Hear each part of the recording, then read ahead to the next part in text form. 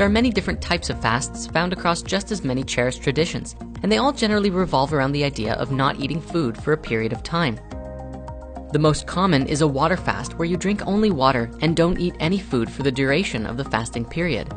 In recent years, some other forms of fasting have been quite popular as well, such as juice fasting, where you consume only fresh fruit and veggie juices. There has also been some remarkable cases and studies on dry fasting, which entails going a set period of time without both food or water. The question is, and something you may be asking yourself right now, why would anyone do this? Fasting is without a doubt one of the quickest and easiest ways to rapidly heal your body.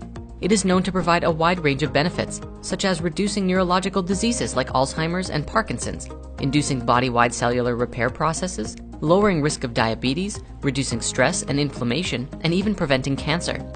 On top of these benefits, fasting also spurs deep mental, emotional, and spiritual healing, helping you release worries, anxieties, stresses, and even helping to get rid of certain addictions.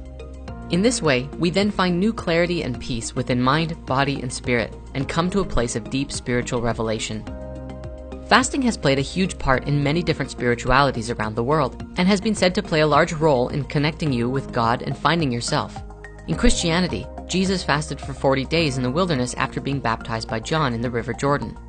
In Buddhism, the Buddha practiced extreme levels of fasting prior to his enlightenment.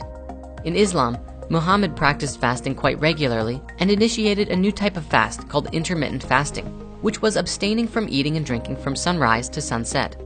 This fast was adopted by all Muslims during the month of Ramadan and still takes place today. Fasting also plays a large role in Jainism, Taoism, and many other spiritualities. Across all of these faiths, they believed that fasting would bring incredible miracles into our lives. When combined with prayer or meditation and a commitment to our spirituality, fasting can help us to increase our spiritual abilities, reach states of deep inner peace, learn to identify the difference between authentic hunger cravings and food addictions, develop self-restraint and discipline, improve manners, protect us from lustful desires, and encourage great bodily purification.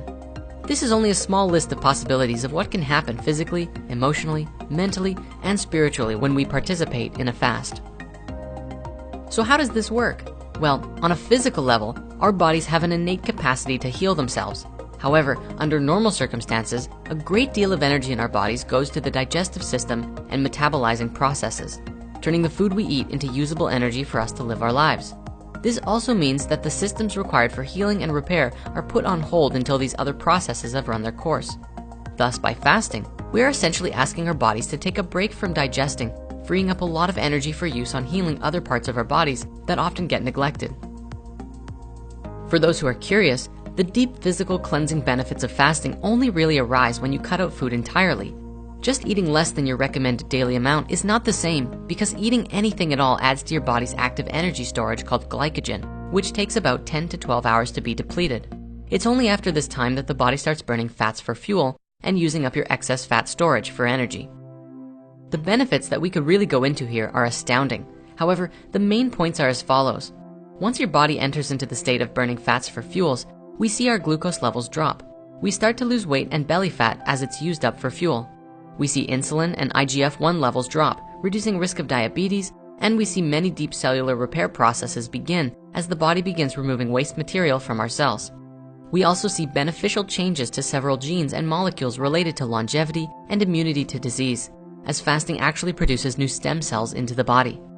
This process also reduces oxidative stress and inflammation as well. Fasting is also very beneficial for heart health, as it improves blood pressure, cholesterol, blood triglycerides, and blood sugar levels. Doing this also improves brain function, which reduces anxiety as a result. Not surprisingly, exercise is the only other thing we know of which shows the same positive effects on brain health as fasting. Whenever you end a fast, it's important to do it very carefully. If you come off of your fast and go straight into eating how you used to, you may find your belly becoming quite bloated. This is actually normal if you intake food too quickly or eat food that your newly cleansed body doesn't actually like. If you instead start with teas, soups, and smoothies, and then begin shifting to small amounts of raw or plant-based foods, your body will have a much easier time adapting back to eating again. For those who are just starting out with the practice of fasting, you should probably know the different kinds of fasts that there are, because there are quite a few that exist now. Here's a short list of different fasts that you can try. Water fasting. The most basic and essential of all of the fasts, It's just drink nothing but water for the duration of the fast. In this way, you consume 0 calories, 0 nutrients, and 0 carbs, and thus this becomes one of the purest fasts out there. Many people just starting out sometimes include a small 50-calorie soup broth per day, but no higher, as 50 calories are not enough to stop the ketogenic process of your body breaking down fat storage. The next fast that we want to share is juice fasting. This is one of the easiest fasts to get started with, from the perspective that you can go days and days without experiencing hunger, because you are still supplying your body with tons of energy for your body to use. We could talk all about juice fasting, but if you really want to learn about this one, go and watch Joe Cross's documentaries, Fat, Sick, and Nearly Dead 1 and 2. They are absolutely brilliant films about Joe's and others' experiences while juice fasting, and how much healing was experienced because of it. Intermittent fasting. This is when you fast for a period of time during the day, and then break the fast for a meal at some point in your day, and then resume fasting. This is essentially the basis of the Ramadan-style fast, but you don't necessarily have to practice fasting only when the sun is up. The idea here is to pick a number of hours that you want to fast for during the day, say 18 hours, and then you have a small window of 6 hours to eat every day. Ideally, you want to reduce this to about a 4-hour window, and then fast for 20 hours every day. This style of fasting works best if you can commit to it for several weeks, which gets your body in the same state as if you did a 3-day water fast. Dry fasting. Now, before we even describe this one, we'd like to express not to try this fast until you have practiced other forms of fasting for a long time, and not to practice without supervision. That said, this is going to blow your mind. There is this myth out there that humans can only survive without water for 3 days and then you'll die. However, the longest record for someone surviving on a dry fast is actually 18 days. It is suggested that this same fast is what was practiced by Jesus, Buddha, Moses, and Krishna in the old scriptures, but nobody knows for sure. Dry fasting is particularly intense because it involves cessation of both food and liquid for the duration of the fast. Some even restrict physical contact with water as well, because under dry fasting conditions, the skin becomes more absorptive to the moisture in the air and what you touch. Normally, toxins are released through the liquid in the body, but since there is very little water in the body at this point, toxins are eliminated by a unique mechanism whereby each cell essentially becomes its own furnace to burn up its own waste by attempting to rebalance the heightened levels of pressure between the inside and the outside of the cells. This method of fasting also releases more living stem cells into the body than regular fasting. A Russian doctor named Dr. Filanov has practiced medical dry fasting with his patients and experienced some tremendous results in healing some very deadly diseases, and has compiled his research into a book called Dry Medical Fasting: Myths and Reality. A translation of the book is available on our website, and we'll provide links below in the author comments. My live-action counterpart, Jordan, did a 7-day dry fast between the August eclipses of 2017, and you can read about them on his blog. We'll also post links to that in the comments too. There are also a lot of new fasting systems out there which have been invented recently, such as the Master Fast Cleanse. This is a fast which combines intermittent juice fasting and dry fasting, where you consume dark juices for 6 hours a day, and then dry fast for the remaining 18 hours until the next hydration period.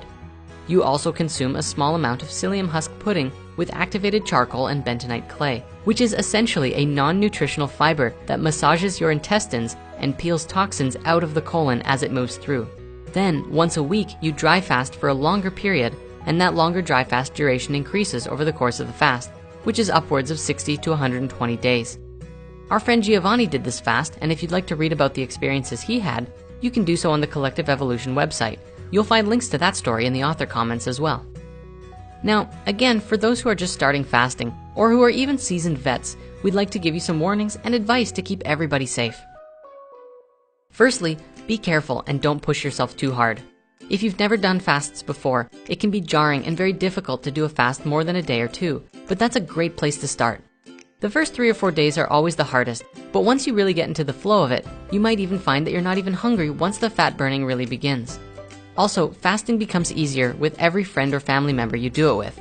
When you have mutual support from a community around you, it's just easier than if everybody around you is eating and you are not, where it can become easier to fall off the fast before your body has fully reset. For us, for about a year between 2016 and 2017, we adopted a practice of fasting every Sunday as a spiritual practice and an energetic reset, and it felt great. It actually stopped after we did some much longer fasts, and now we simply fast when it feels right to. Thank you so much for watching, and happy fasting.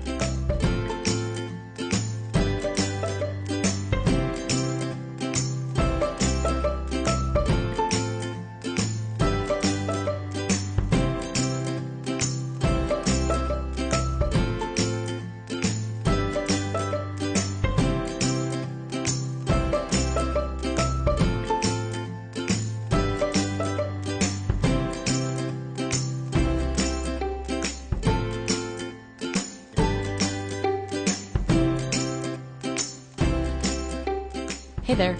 We'd like to give an extra special thanks to Elaine and Alyssa, two of our new artists who helped bring this video to life. We'd also like to give a big shout out to Rhythmia, who have provided tremendous support for us as we've been growing this past year, and we're so thrilled to be creating together. Stay tuned, lots more on the way.